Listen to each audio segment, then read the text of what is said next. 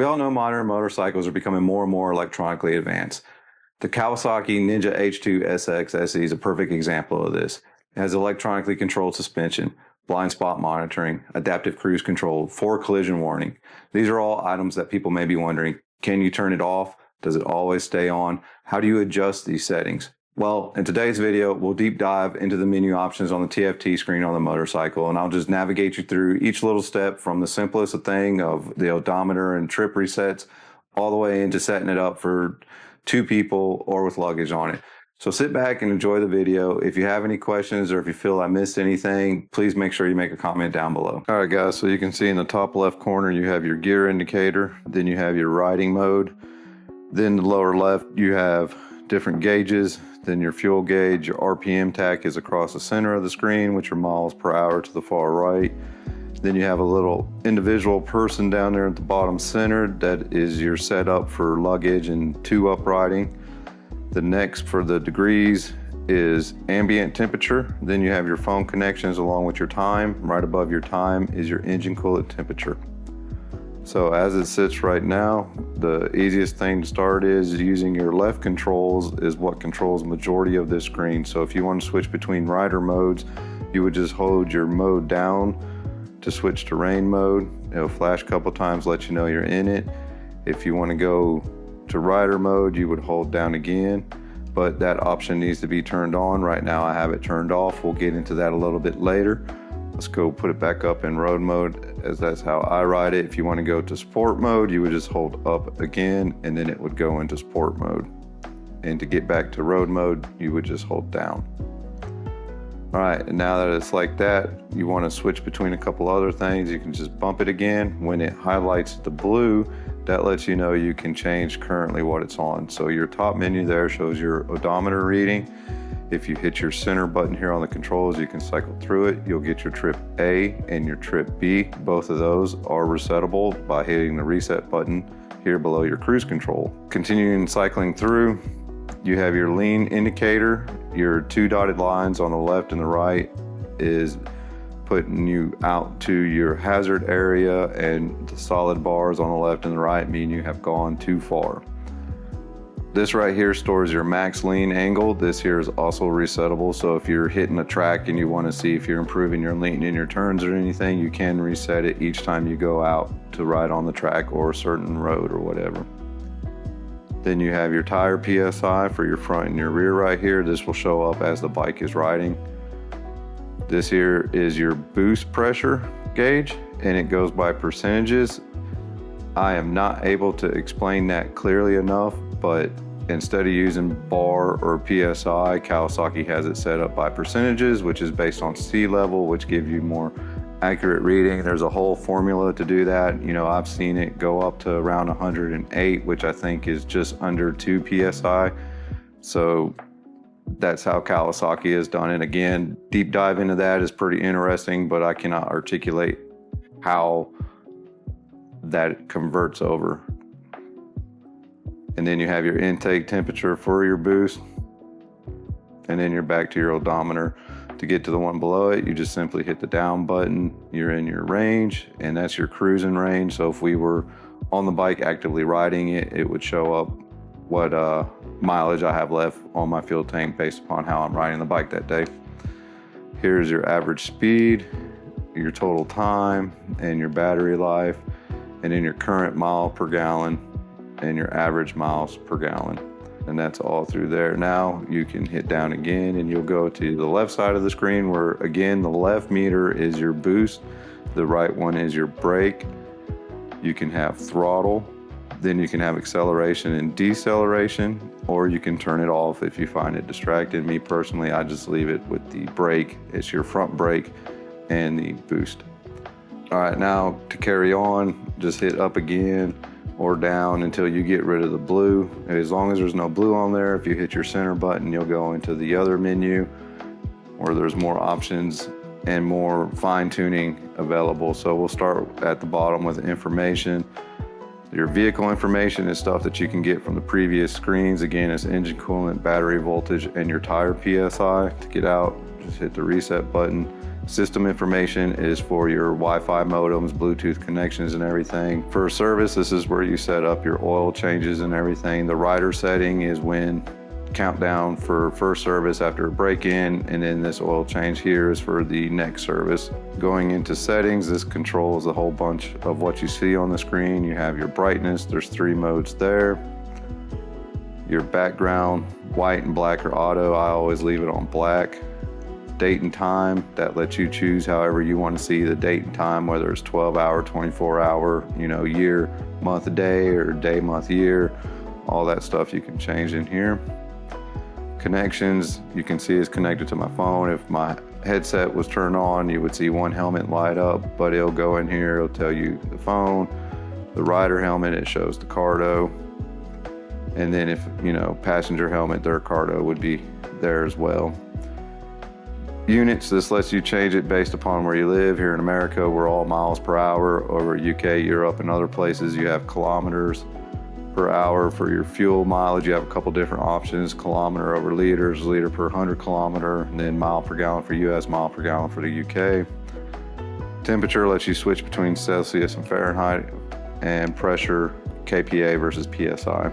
And that's for your tires. That has nothing to do with the boost gauge or anything. Rider modes, this here, if we turn this on,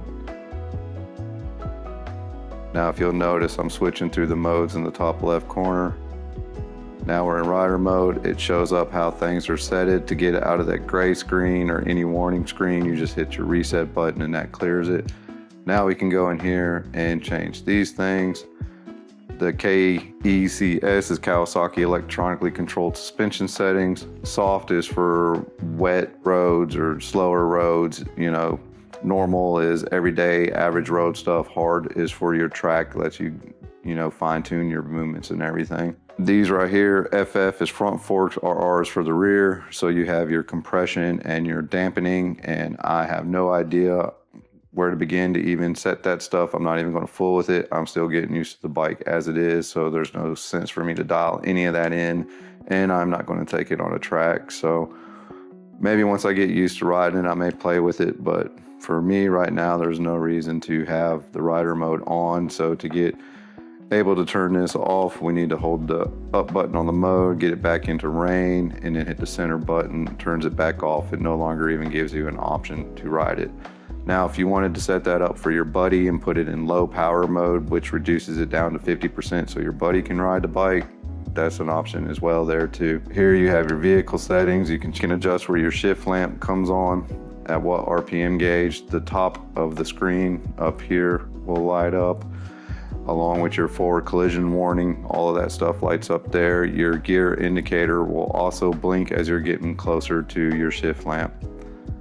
And you just go in there and set it to where you want it. Load adjustment is to fine-tune weight settings. This turns on your quick shifter. This lets you turn on your engine brake. There's only 2 modes on the engine brake. It's either on or light. I think maybe when you put it in sport mode, it may be a little bit more aggressive in sport mode, but it doesn't give you the option to choose another third level in here. It's either light or off. Cornering lights, that will, if the bike was on and running, that would be selectable. Right now it's not selectable. Auto high beam on and off. Adaptive cruise control on and off. Here you can change it here, but every time you turn the bike on and off, it goes back to far. So that again is where I say use your function button and your down button on your down arrow on your mode button to just select it while you're at a stop or you're not giving it any acceleration, you're off throttle. Forward collision warning, you can set that up early, medium, or late, or just turn it off. But again, that will always go to early every time you start the bike if it's on.